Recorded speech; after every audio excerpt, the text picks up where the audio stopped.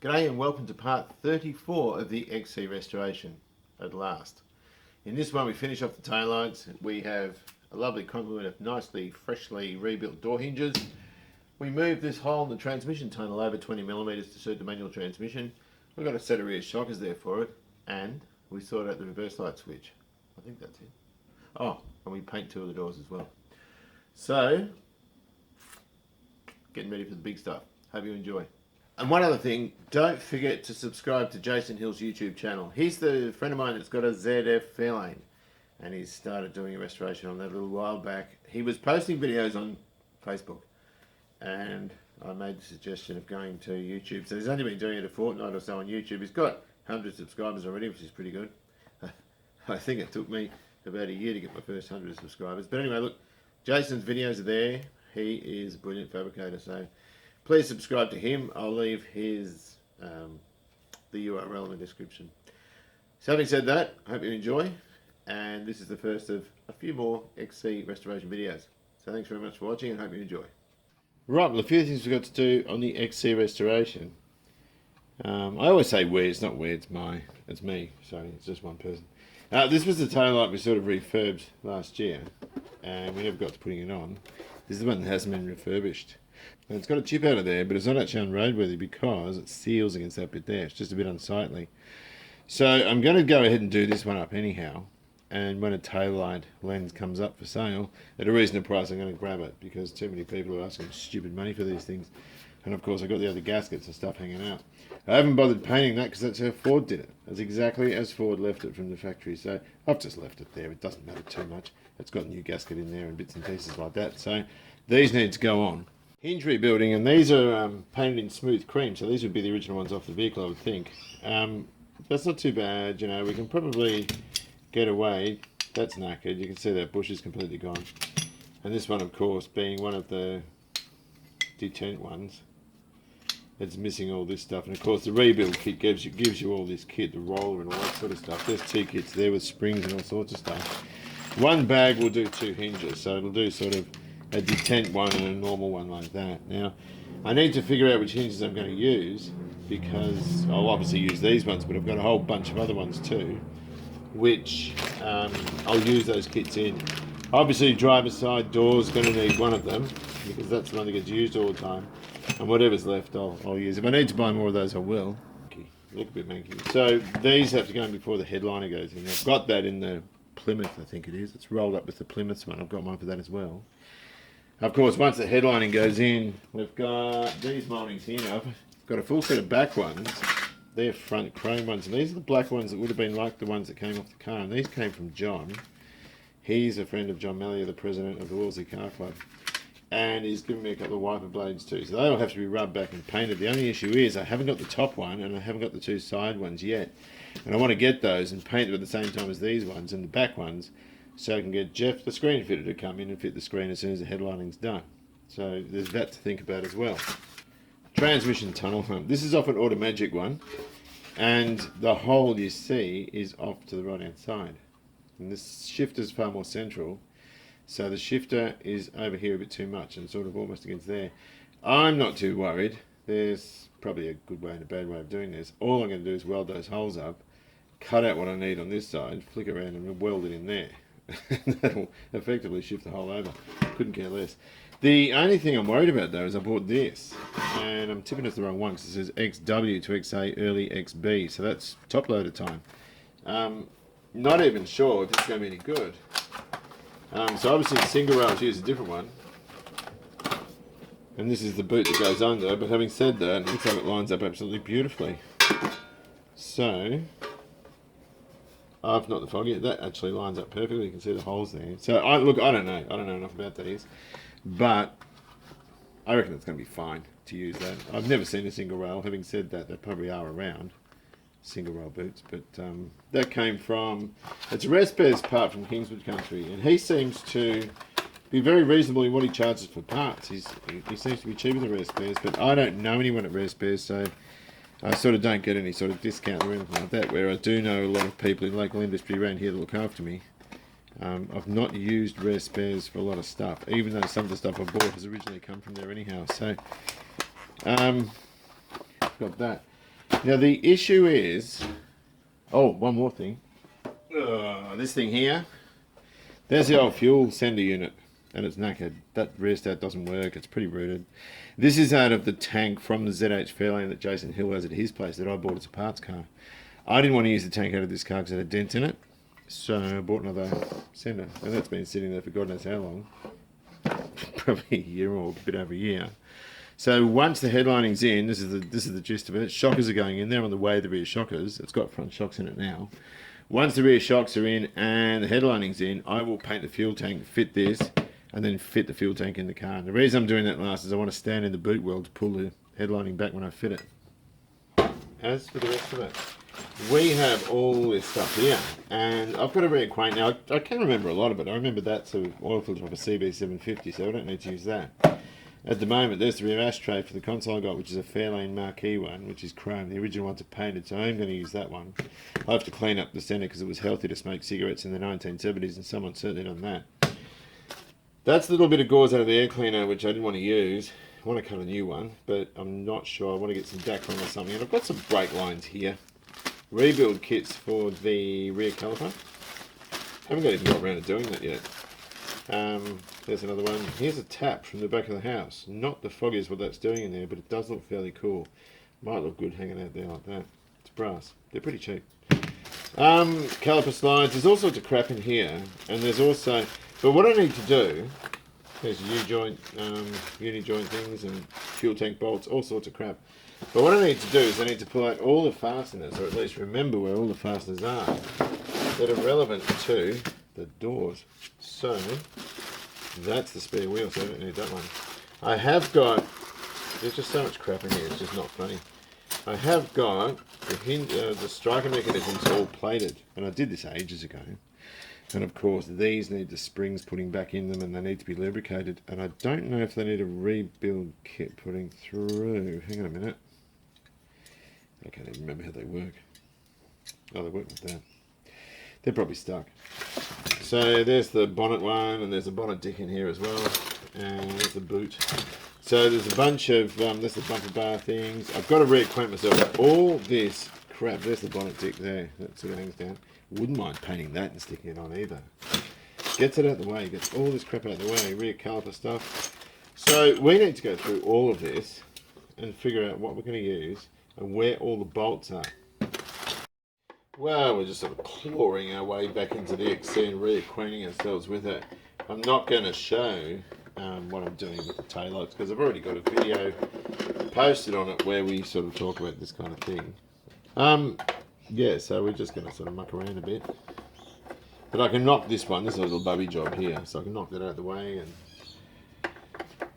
you know, get it so that when I pull the car out, I'll just put these in and wire them up and check the lights and all this sort of crap. That is crap. That goes in the bin because I've got a new one. And I think we're going to sort of polish the lenses and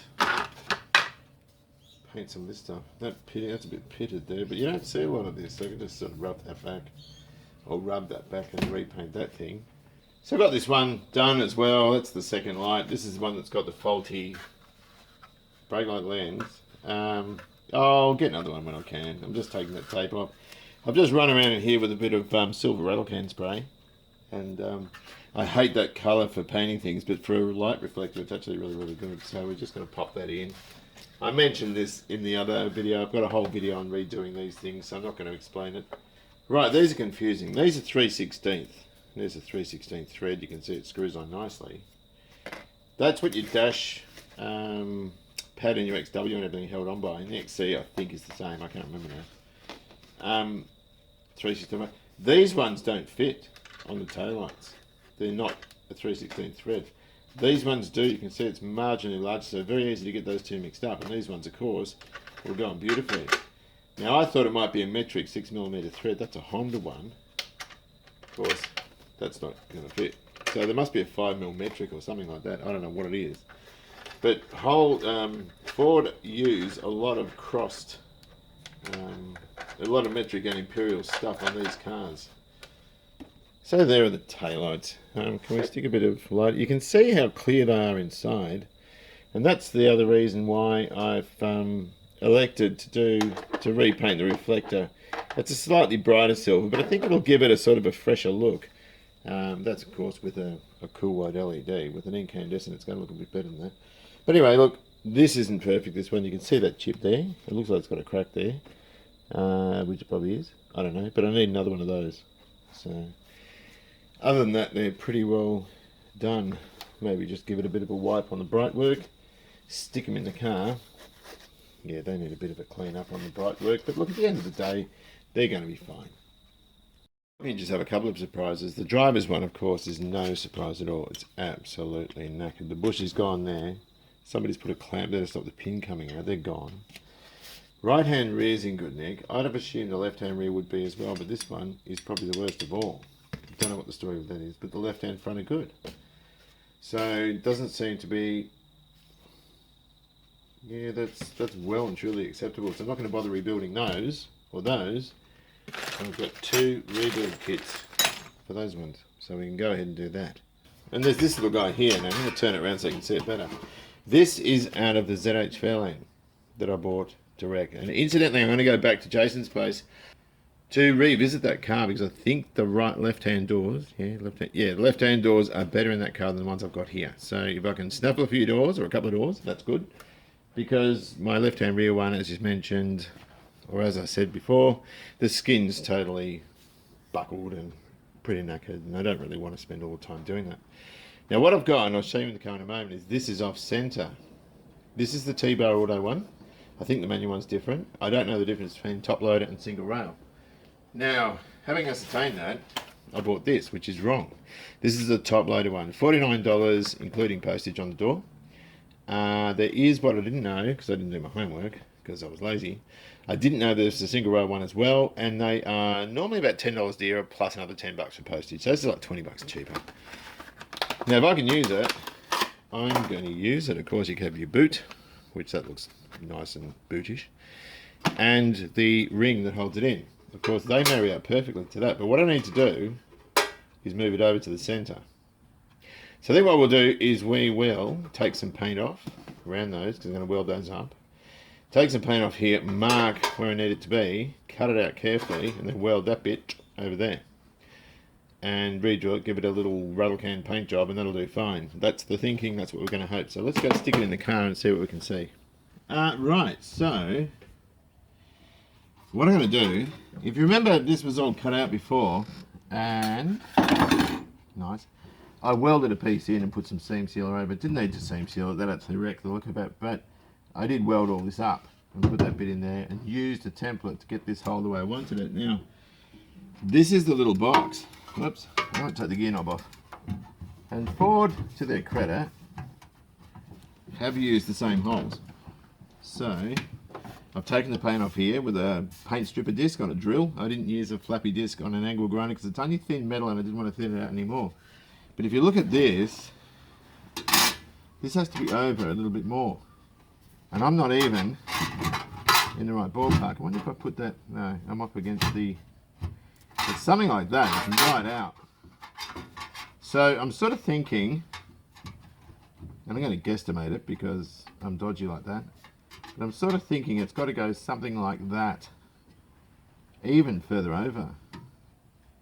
I don't know. I think what I might do is I might sort of take a risk or run a risk and mark it about there. If I totally louse this up, I don't think it's going to be the end of the world because it was free.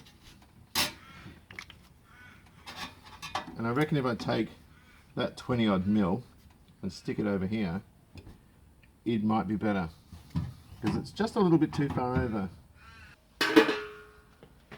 Now, this is a rubbish brand and they don't last all that long. I've been through, I had a Arlic rotary tool and that burnt out. I got about 10 years out of that. Brother had a Dremel that burnt out after about 4 years and we burnt them out at work and all that sort of stuff. So this was like $39 from Bunnings. That's all it was. And for $39 you get all these little bits. They're probably crap, I don't know. You get the rotary tool itself and you get a little handheld engraving tool so you can write your name on your XC if you want. Now, I'm going to try this out. I'm not expecting great things. It was 39 bucks in the box. All good. Now, where are my other glasses? Oh, man. Where did I put them? I had them a second ago. Just a moment, please. I've got my other glasses and I'm wearing them now, so I feel really good. This product is intended for DIY use. In other words, it's crap and it won't last with a tradie. So, no, it doesn't matter. I'll just take this off. So, let's have a look in here. One thing that is good about this set is you get your little wire brushes. These are great for polishing small items, little bits and pieces, barrel sander bits. These things are crap, they often just fall apart. But what I'm interested in are these little abrasive discs. There's bigger ones here somewhere. What are these? Yeah, these things. Now the reason I'm interested in those, and I want to use this, pardon me, is because when I cut around those corners, where is it? It's here. I want a really, really fine cut so I can weld it without cutting more metal. And they're really good for doing in these sort of radiuses here, whereas an angle grinder with a cutting disc is going to take more material out and the hole will be elongated, and I don't want that. The best ones are the proper Dremel ones that have a bigger cutting disc, because this thing might be too fine, and these things, if you get them slightly off kilter, they snap and go everywhere. These little guys here. But hopefully we score a win, and for 39 bucks, I'm telling you now, I'm not expecting much. So I've got to get this lead down. While I think about it, there was a ghost in here the other night. Now, I don't believe in that sort of thing, but this thing here, it was a still warm night, and this thing started swaying like it had been knocked. It was doing this. And there were no animals, there was no wind, there was no interference. So I'm assuming it was a ghost. It must have been my father-in-law came in to visit me. So let's have a crack at this, hey? Not expecting big things. What do we do? Turn him on.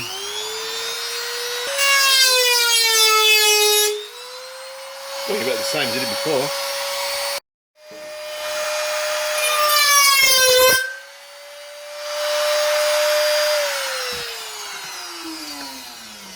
That was fairly useless. I didn't expect any better, to be quite frank with you, but I ended up donning a pair of those things because I don't trust it. The disc was just going like that, so it's obviously too soft. Having said that, it has broken through just on that little stretch, so I've managed to get a centimetre of breakthrough. Let's see if we can do any better with something a bit tougher. Maybe that was a soft one, eh?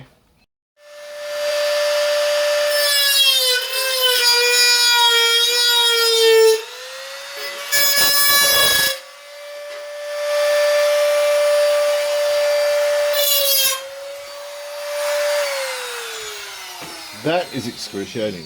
But I tell you what, as bad as it was, we only used up 3 of those little things, which is pretty cool. There's the first 2. And there's just carbon and dust everywhere, but who cares? Now these cheap tools are just that. They're cheap, so they have their limitations. This thing, there doesn't seem to be any issue with the motor, but it does get warm. And so a couple of, you wouldn't want to be using it constantly. Having said that, it's just paid me 39 bucks worth of work, so I'm happy with that. It's nice and thin, I don't have to cut extra stock and weld it in and all that sort of crap. I can just use what's there.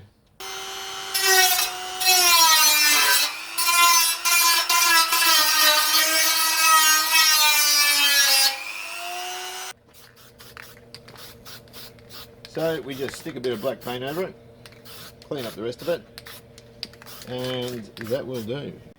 Right, so that's done. It's an automatic part, not a manual one, but now it's a manual one.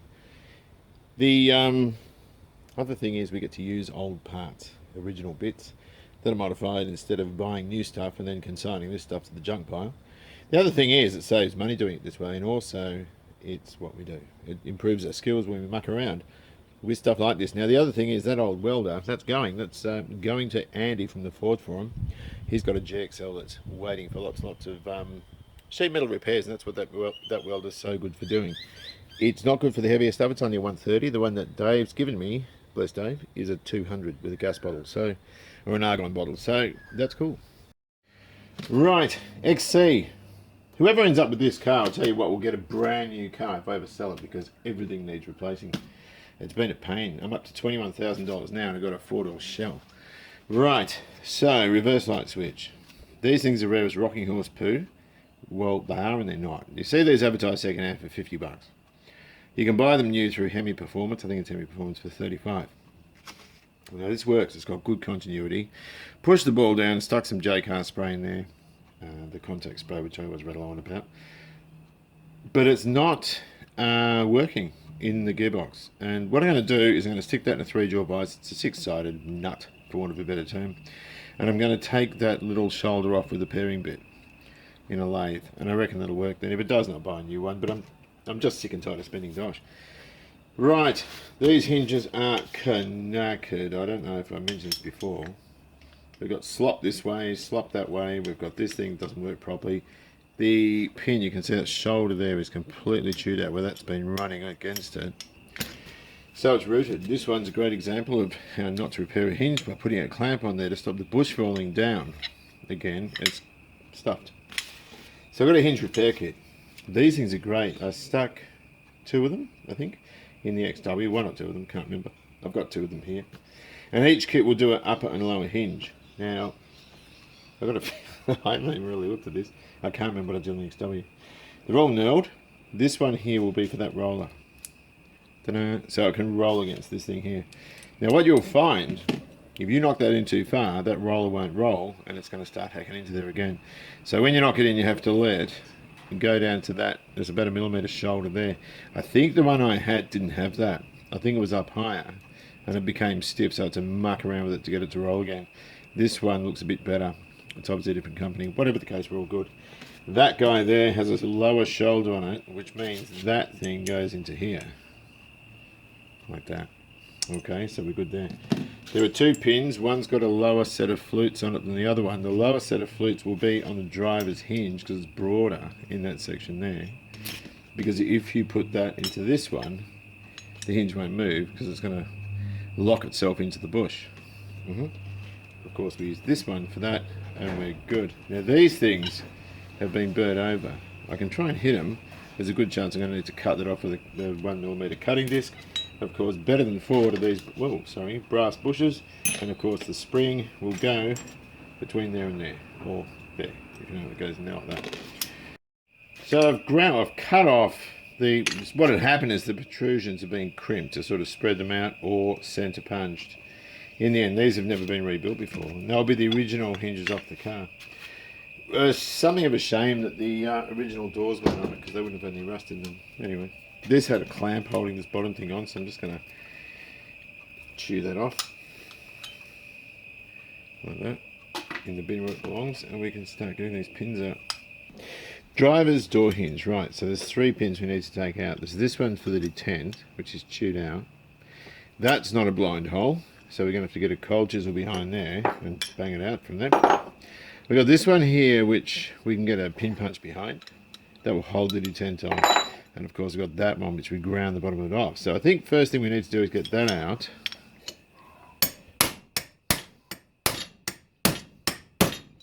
Actually better to press these.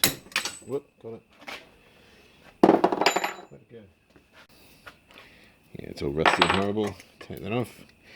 That's the remains of the bushes. We can see there's a shell there, which is paper thin. And there, and we can just probably prod that out from inside, all the debris. The good thing about these though, they used to be a bit of a pain in that first thing a roadworthy tester would do is lift your door up and check it for slack, and they're always slack. But Ford, in using plastic, was so sacrificial that rebuilding them is very easy. Consequently, they, some knackered old ones can be rebuilt to just as good as new. So I'll try and get this out now. These can be a pain, these ones. But I can get the thing behind it.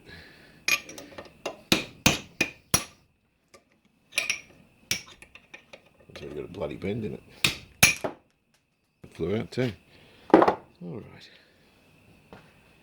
I think we're in trouble because the other bit stayed in there. You can see the sawtooth effect there. That's a problem. Because we are now fraught with the problem of having to drill that. Right. We're still not out yet. So I'll just give that another... The press would be so much better for this, but I haven't got one. So I'm just going to give that a bit of a smack. There we go. They're all just rusty.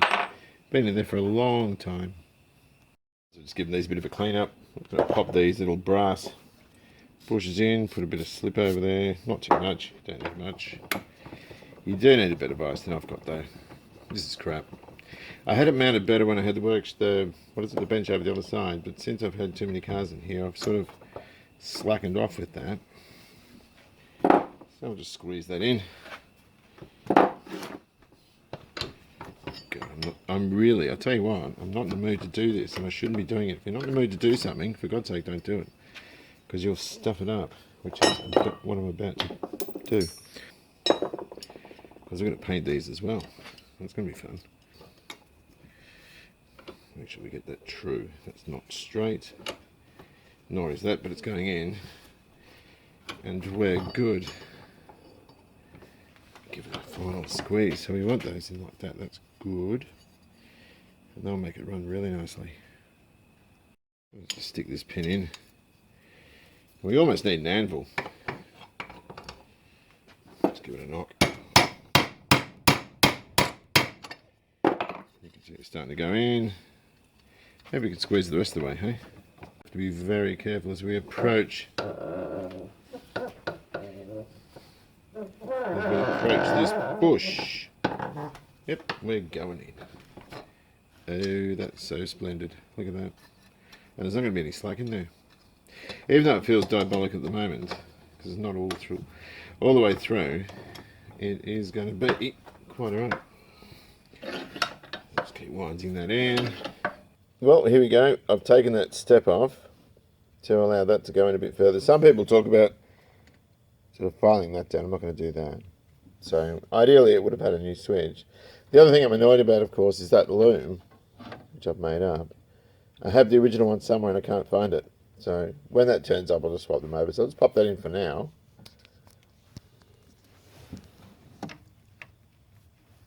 And worst comes to worst, I've probably weakened it in that area there. So I'm probably very close to where the sort of operational part of the switch is. And if it breaks, it doesn't matter. I'll just dig it out with a easy out.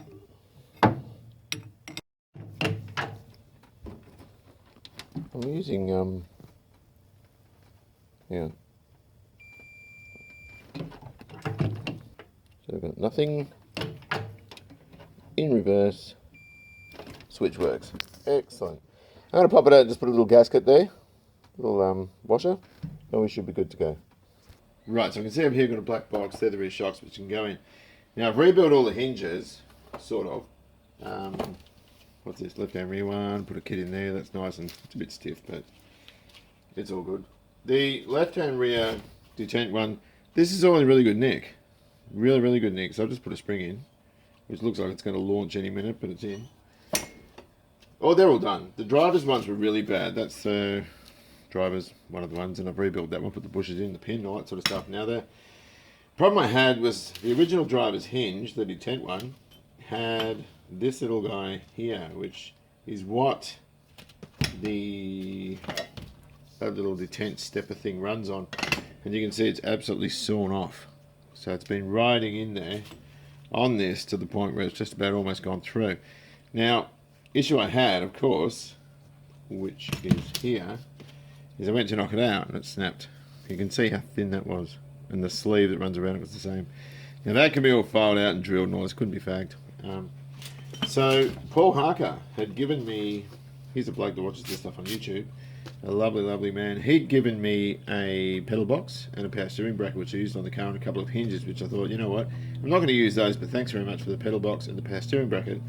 Of course, I've dug it out, and this is a good one. He's given me a great one, of course. That looks like it's been drilled at some point before as well, but at the end of the day, it's ready to go. It's a bit mangy-manky, so I've cleaned these bits up. That can go in the bin, because I'm going to put a new one on.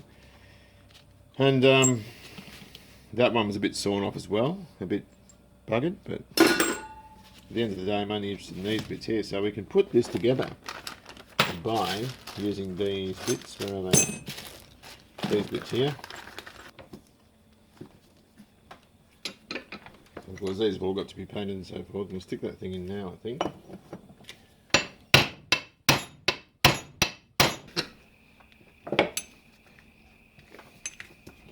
actually quite stiff to get in.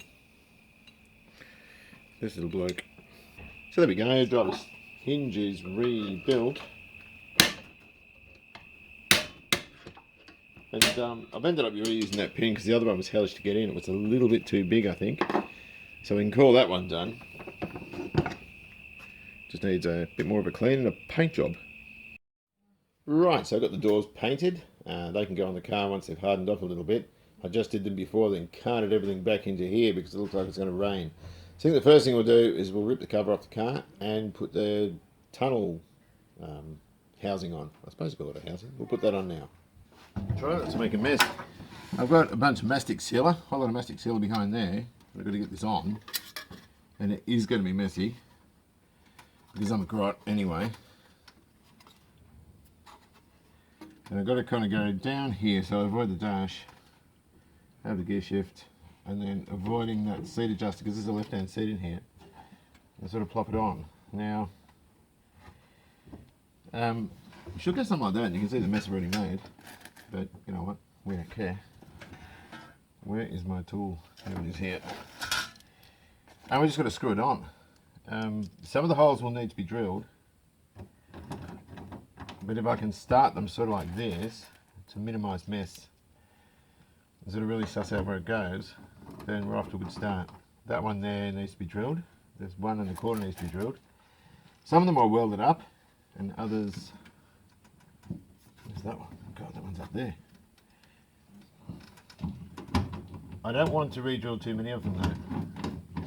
If I can get away without it, I will. But that's something to see, I guess. Oh, good luck finding this. It's going to be ridiculous. Where is it? Don't know. Maybe we'll go to that one because I can see that one.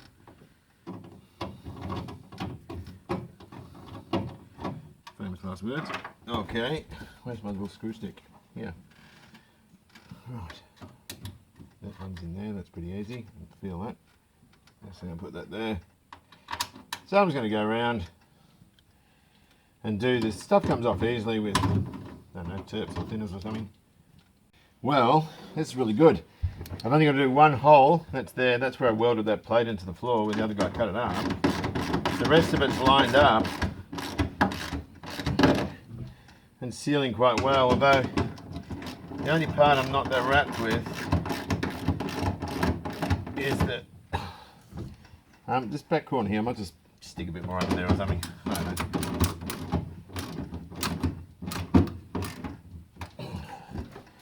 But otherwise, it's all good.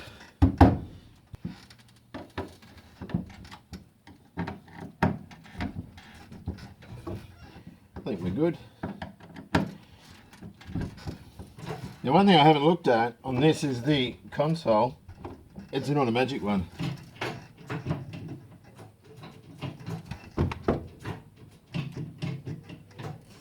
That feels really good. Fuel line inside the gear shift is a bit crap, but I just want to see with the console where it sits in relation to height, because don't forget this has got 2 roll pins. I've used a chain breaker, the motorbike thing, pull the roll pin out, take that off and machine it down shorter if I want it shorter. I've scratched it actually, I might have to take it off and sort of rub it back because it's mild steel, and shorten it and re-clear it. But that looks good, I'm happy with that. It's just another brick in the wall, you know what I mean? It's just another thing closes the completion of the car.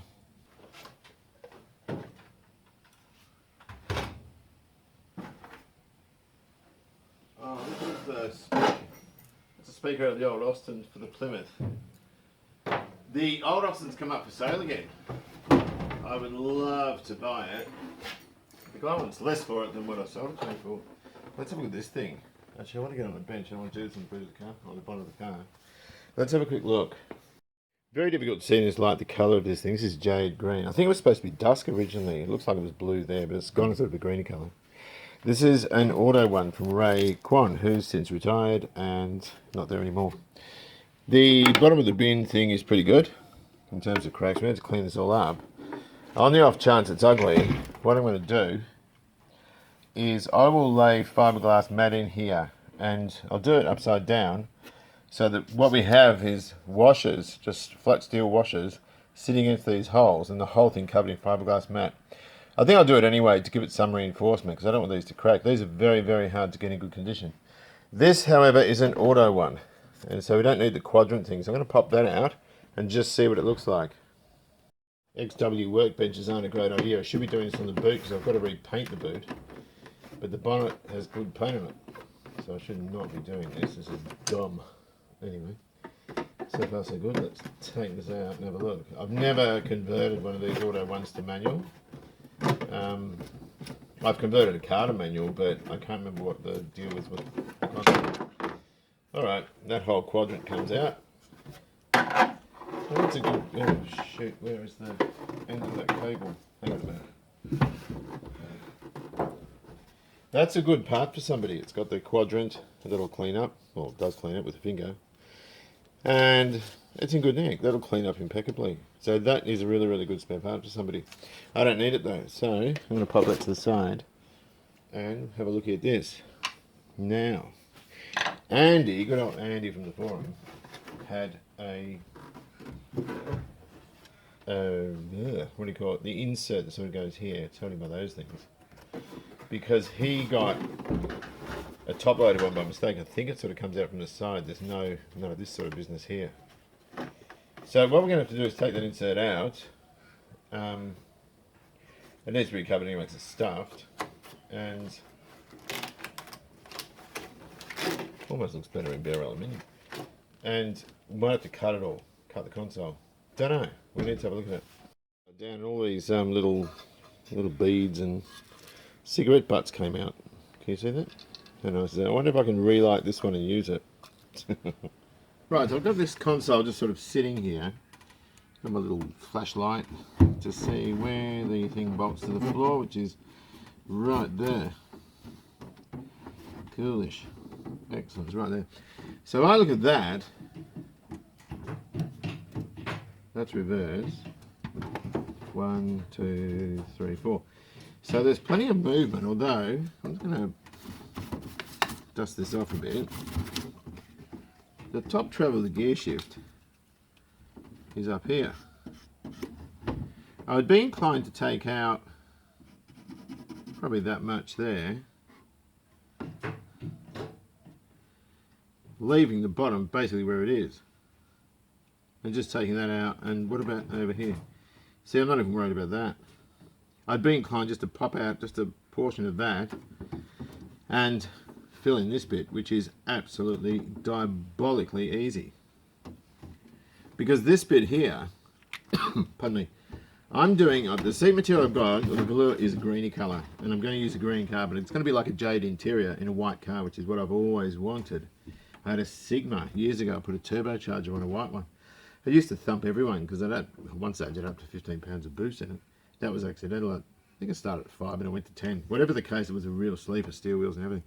And I got an SC interior, a green one. I never got around to putting it in, always regretted it. So I'm going to do this one green. Now, this will all be painted. Obviously I'll clean it up and whatever, recolour it. This bit here, Andy's experience was negative. So what I'm going to do is carefully take this aluminium plate out and recover it in black vinyl. So you have the green with the black insert, if you know what I mean. But that's all good because I can make, I might even make another plate and make it longer so that it finishes there. I need to get a boot, a proper gear shift boot. Having said that, I'm not happy with the gear shift height. The knob is actually supposed to be down here somewhere. What's the word for it? It should come to there. If the top of the knob was about there, it was, although that's, where would the boot's coming? No, that's actually probably the right length. If the knob came down further, I'm going to get this off. Hang on a second. I need to get this off, and I can't because it's jammed on the bloody thread. It's just, if I can get that off. Oh, hang on a second. I'm almost tempted.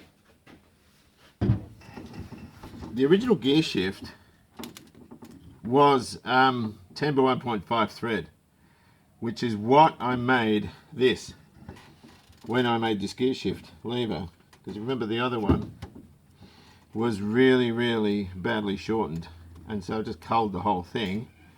Oh, this is horrendous to get off. And where's the knob? And what I'm thinking that should sit down further like that.